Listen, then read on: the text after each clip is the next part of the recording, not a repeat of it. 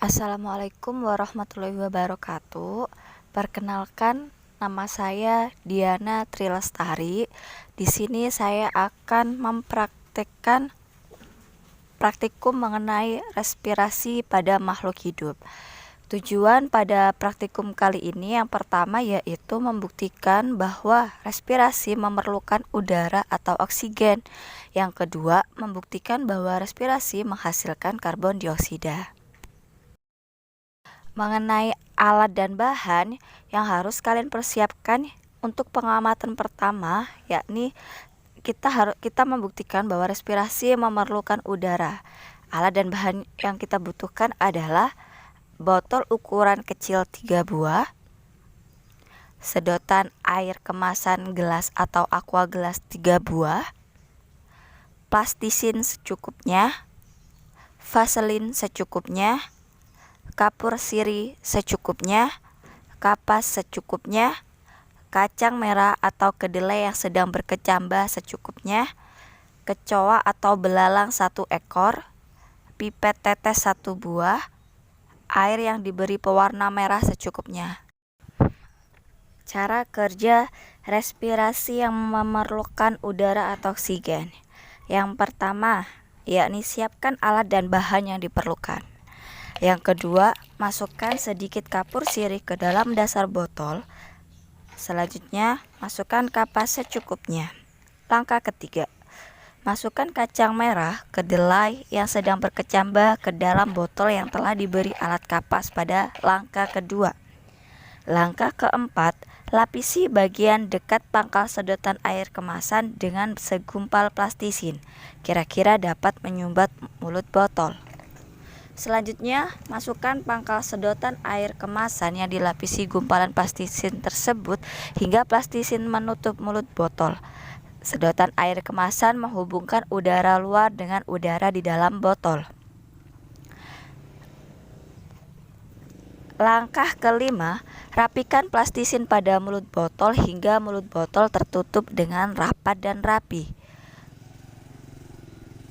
Langkah keenam, olesi dengan vaselin celah yang terjadi di antara plastisin dengan sedotan air kemasan gelas agar tidak terjadi kebocoran udara yang bisa menghambat jalannya percobaan. Langkah ketujuh, respirometer buatan ini selanjutnya diberi label A dengan menggunakan spidol, kemudian letakkan secara horizontal. Langkah ke-8, lakukan langkah dari langkah pertama sampai langkah ke-7 dengan cara yang sama, namun kecambah diganti dengan kecoa atau belalang dan diberi label B. Kemudian, lakukan langkah pertama sampai langkah ke-7 hanya tanpa menggunakan makhluk hidup sebagai kontrol atau diberi label C. Selanjutnya, dalam waktu yang hampir bersamaan, dengan menggunakan pipet tetes, tetesilah ujung sedotan air kemasan gelas pada setiap respirometer dengan air yang diberi pewarna merah. Amatilah tetesan air berwarna pada setiap respirometer dengan selang waktu 5 menit selama 5 kali pengamatan. Tuangkan hasil pengamatan Anda pada lembar kerja yang terdapat di akhir laporan ini.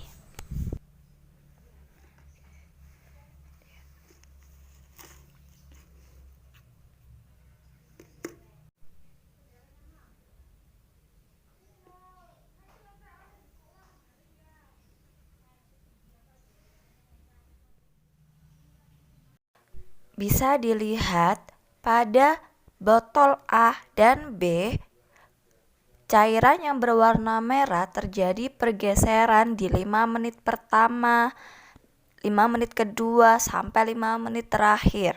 Sedangkan pada botol C, cairan yang berwarna merah tidak menunjukkan pergerakan sama sekali dari 5 menit pertama sampai 5 menit terakhir. Berdasarkan pengamatan pada praktikum respirasi pada makhluk hidup menunjukkan bahwa Cairan pada botol yang berisi makhluk hidup seperti kecamba dan belalang dapat berjalan atau berpindah tempat. Hal ini menunjukkan adanya pergerakan atau pergeseran udara atau yang dinamakan dengan oksigen di dalam respirometer. Sedangkan cairan berwarna pada respirometer tanpa makhluk hidup atau bisa ditunjukkan dengan botol C tidak berjalan. Hal ini menunjukkan tidak adanya pergerakan udara atau oksigen di dalam respirometer. Alat dan bahan untuk membuktikan respirasi yang menghasilkan karbon dioksida, yaitu yang pertama, siapkan terlebih dahulu kapur tohor atau kapur sirih secukupnya. Air suling, bila tidak ada bisa digunakan air tawar secukupnya. Botol selai atau botol lain yang bermulut agak lebar 3 buah, plastisin secukupnya, sedotan limun 6 buah, spidol 1 buah, selang plastik kecil 1 meter, kertas saring atau jika diperlukan 2 lembar, dan yang terakhir yaitu corong plastik ukuran kecil 1 buah.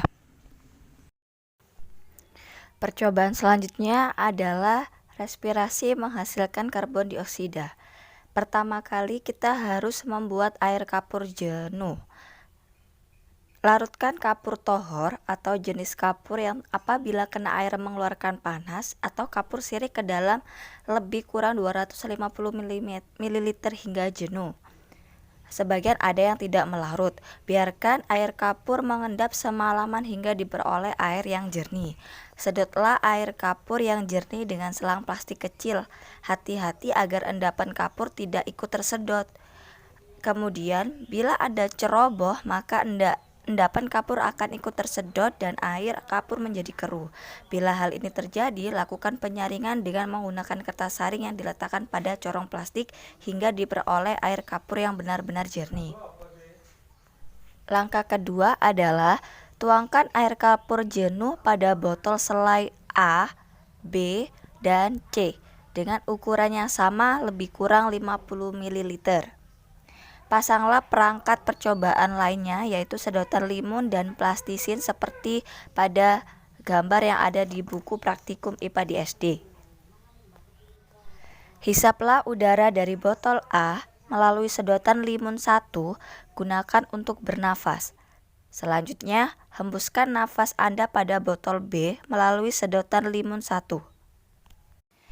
Lakukan langkah sebelumnya berkali-kali hingga air kapur di botol B menjadi keruh. Amati kedudukan air berwarna dalam pipa dari sedotan aqua gelas pada setiap respirometer. Tuangkan hasil pengamatan Anda pada lembar kerja yang tertera di bagian akhir modul ini. Berdasarkan percobaan respirasi menghasilkan karbon dioksida, yakni pada kondisi awal air hasil filter dari kapur tohor pada percobaan botol A, B, dan C menghasilkan air jernih. Kemudian setelah ditiup pada sedotan botol B dan C sebanyak 4 kali, maka kondisi akhir dari percobaan tersebut yakni botol A menghasilkan air yang jernih, sedangkan pada botol B dan C menghasilkan air yang keruh setelah mengalami tiupan pada sedotan di masing-masing botol B dan C. Hal tersebut berhubungan dengan hasil dari endapan reaksi air kapur dengan karbon dioksida. Terima kasih. Mohon maaf apabila terdapat kata-kata yang kurang berkenan. Saya akhiri. Wassalamualaikum warahmatullahi wabarakatuh.